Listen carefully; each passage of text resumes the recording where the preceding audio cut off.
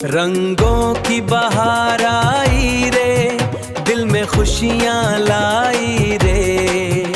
आसमां में गुलल उड़ाए, आओ झूमे सब मिल गाए। ये होली है, रंग बरसे भीगे संग। ओम शांति।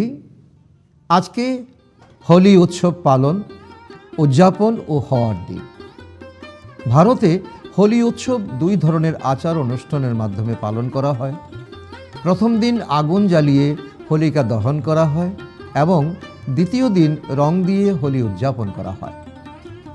কথা বলা হয় যতক্ষণ না আগুনে পোড়ানো হয় ততক্ষণ উদযাপনের আনন্দ পূর্ণ হয় না। তবে সারা বিশ্বেই হোলিকা দহন করা হয়। একটি অত্যন্ত প্রাচীন পৌরাণিক কাহিনী আছে।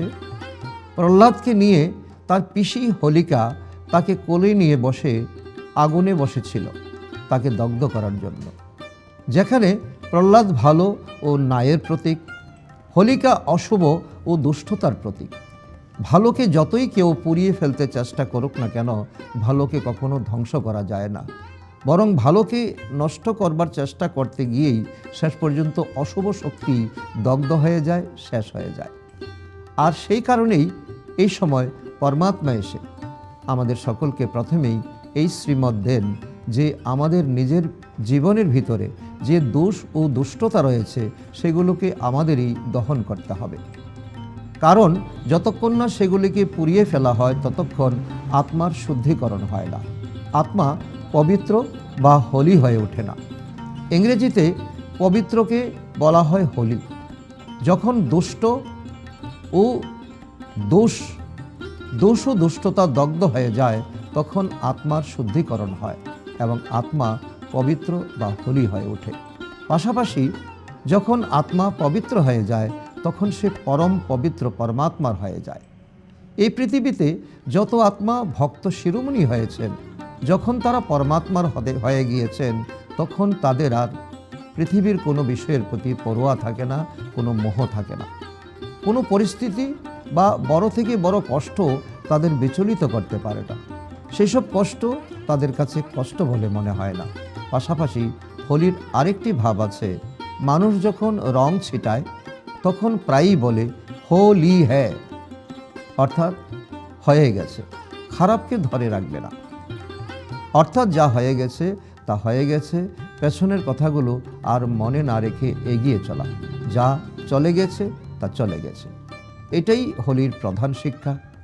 আর যখন আমরা এইভাবে হোলি পালন করি, পুরানো কথাগুলো মন ও মস্তিষ্ক থেকে সম্পূর্ণভাবে মুছে দেই, তখনই আমরা সত্যিকারের আনন্দ ও সুখের সঙ্গে উৎসব উদযাপন করতে পারি। যদি আমরা পুরানো কথাগুলো হৃদয়ের ভিতরে আঁকড়ে ধরে রাখি তাহলে কখনো প্রকৃত সুখের অনুভূতি পাওয়া যায় না। তাই হোলি আমাদের এই শিক্ষা স্মরণ করিয়ে দেয়, অতীতের কথাগুলো ভুলে যাও, সেগুলো মন ও হৃদয় থেকে বের করে দাও আর আনন্দ ও সুখের অভিজ্ঞতা লাভ করো। তাই এইভাবে তিনটি রূপে যখন আমরা হোলি উদযাপন করি, পবিত্র হয়ে উঠি, ঈশ্বরের হয়ে যাই, পরমাত্মার অসীম প্রেমে নিজেকে বিলীন করে দেই, তখন এমন অনুভূতি হয় যে পরমাত্মার স্নেহের বর্ষণ যেন আমাদের উপর নিরন্তর বর্ষিত হচ্ছে। আর যখন আমরা অতীতের কথাগুলো মন ও হৃদয় থেকে সম্পূর্ণভাবে মুছে ফেলি তখন সত্যিকারের শান্তি ও আনন্দের অনুভব হয়। ভুলে যাই যা হয়ে গেছে তা হয়ে গেছে। যখন আমরা এইভাবে হোলি পালন করি তখনই জীবনে প্রকৃত অর্থে সুখ ও আনন্দের অনুভূতি আসে। তাই আগে দহন করো, তারপর উদযাপন করো। ভারতের উৎসবগুলোর মধ্যে কত সুন্দর এই স্মরণীয় শিক্ষা রয়েছে যা আমাদের ব্যবহারিক জীবনের ধারণা ও জীবনযাপনের শিল্প শেখায়। এর মাধ্যমে আমরা সর্বদা সুখ, আনন্দ, উচ্ছ্বাস ও ভালোবাসা নিয়ে সকলের সঙ্গে মিলেমিশে পরমাত্মার সঙ্গে স্নেহভরা মিলন অনুভব করে জীবন কাটাতে পারি।